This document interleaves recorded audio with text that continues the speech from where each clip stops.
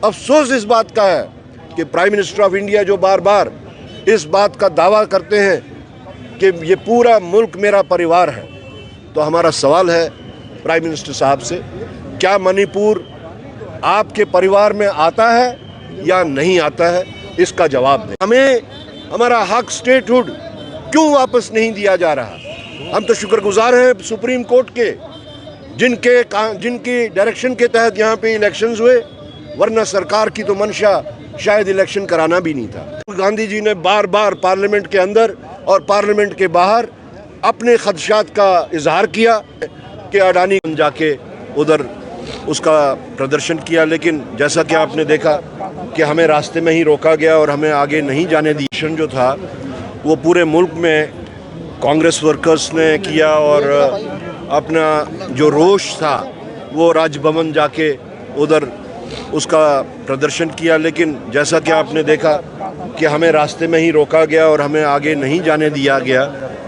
आज का प्रदर्शन जो है वो नेशनल लेवल के 3 इश्यूज़ पे और हमारे यहाँ पे जम्मू कश्मीर की लेवल पे एक इशू पे हम लोगों ने किया। पहला इशू अडानी को जो यूनाइटेड स्टेट्स ऑफ अमेरिका के जस्टिस डिपार्टमेंट ने जो इम्प्लिकेट किया है, जो उसके ख़िलाफ़ फाइनेंशियल इरेगुलरिटीज़ इंटरनेशनल लेवल और मुल्की सतह पे इंडिया में और दुनिया के बाकी मुल्कों में जो उसकी फाइनेंशियल इरेगुलरिटीज़ रही हैं, जो उसने फ्रॉड्स किए हैं, जो उसने मिस रिप्रेजेंटेशन करके पूरी दुनिया को धोखा दिया है, उसके ख़िलाफ़ जो रिपोर्ट निकली, अगर अडानी हिंदुस्तान के बग़ैर किसी और मुल्क में होते तो कई महीनों से वो इस वक्त जेल में होते हैं।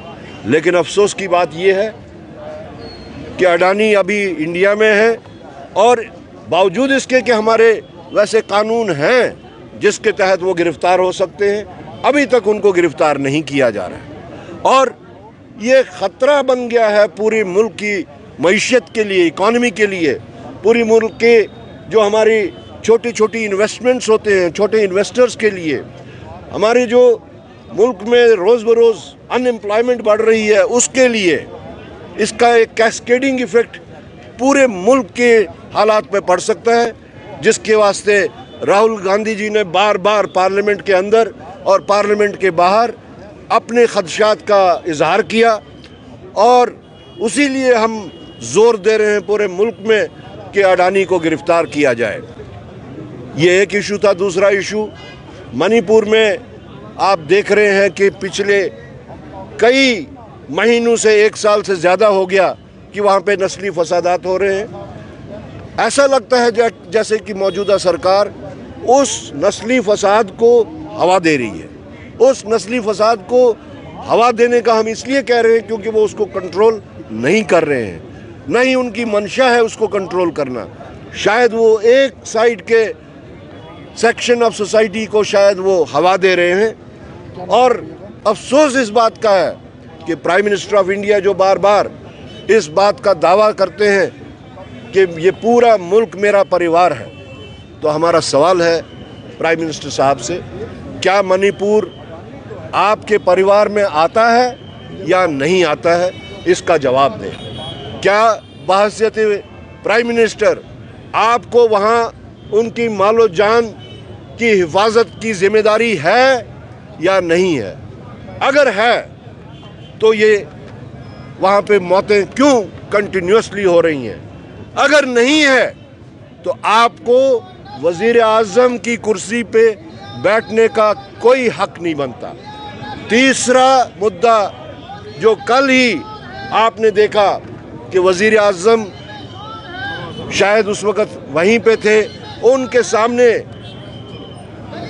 हमारे होम मिनिस्टर ने जिन अल्फाज का इस्तेमाल किया भीमराव अंबेडकर जी के बारे में, हम उसके वास्ते भी आज इस प्रोटेस्ट को हमने आगे बढ़ाया। और साथ साथ जो हमारा अपना मुद्दा है वो स्टेटहुड का है। मैं बार बार इस बात को दोहराता आया हूँ, इलेक्शन से पहले भी, इलेक्शन के दौरान भी, इलेक्शन के बाद भी, कि हमें हमारा हक स्टेटहुड क्यों वापस नहीं दिया जा रहा। हम तो शुक्रगुजार हैं सुप्रीम कोर्ट के, जिनकी डायरेक्शन के तहत यहाँ पे इलेक्शंस हुए, ورنہ सरकार की तो मंशा शायद इलेक्शन कराना भी नहीं था। लेकिन अगर उन्होंने सुप्रीम कोर्ट की उस हिदायत के ऊपर यहाँ पे इलेक्शन किए तो साथ साथ उन्होंने स्टेटहुड के बारे में भी सुप्रीम कोर्ट ने हिदायत दी थी कि जल्द अज जल्द यहाँ पे स्टेटहुड बहाल किया जाए। तो क्या वजह है कि वो यहाँ पे स्टेटहुड बहाल नहीं कर रहे? किस चीज़ की वो सज़ा ले रहे हैं जम्मू कश्मीर के लोगों को?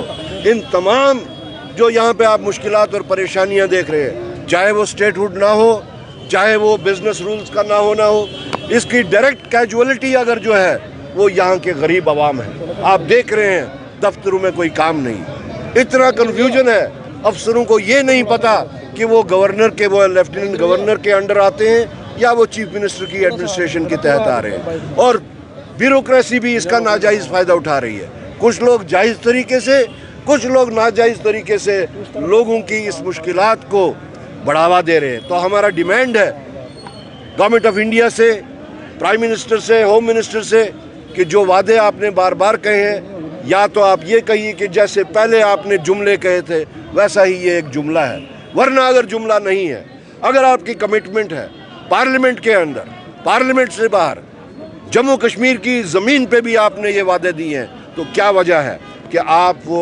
स्टेटहुड रेस्टोर नहीं कर रहे? अगर आप ये स्टेटहुड जल्द अज जल्द रेस्टोर न करें तो कांग्रेस पार्टी हो सकता है आगे अपने इस डिमांड को आगे चलाने के वास्ते कुछ और भी कर सकती है। लेकिन हमारी गुजारिश है कि अगर आप अपनी बात को का मान नहीं रख सकते, कम से कम सुप्रीम कोर्ट की जो हिदायत है उसका मान रखिए। शुक्रिया। कटरा आज फिर बंद है, कटरा बंद है, वहाँ पर व्यापारी मंडल परेशान है, उसको लेकर क्या? देखिए, पूरे जम्मू कश्मीर का यही हाल है। कहीं पे किसी एक इशू पे, कहीं पे किसी दूसरे इशू पे। ये जो कन्फ्यूजन इस वक्त शायद जानबूझ के क्रिएट किया जा रहा है, उसी का नतीजा है कि यहाँ के लोग जो हैं वो गुंग मसाइल से दो चार हैं और मुश्किलात और परेशानियों से इस वक्त जूझ रहे हैं। ऐसा ना हो कि हमने बड़ी मुश्किल से यहाँ पे, सारी पार्टीज़ ने मिलकर बड़ी मुश्किल से यहाँ पे जमहूरियत बहुत देर के बाद बहाल की थी। ऐसा ना हो कि यह अपने पार्टी इंटरेस्ट या नफेरियस डिज़ाइंस के तहत जो हमारा जमहूरियत पे पहले भी एक दफ़ा लोगों का फेथ उठ चुका था, ऐसा ना हो कि हमारे ये इलेक्शंस को नज़रअंदाज करते हुए, हमारे हकूक़ को रेस्टोर न करते हुए इस जमहूरियत के ऊपर कहीं फिर से ना ये हमारा एतबार उठ जाए लोगों का।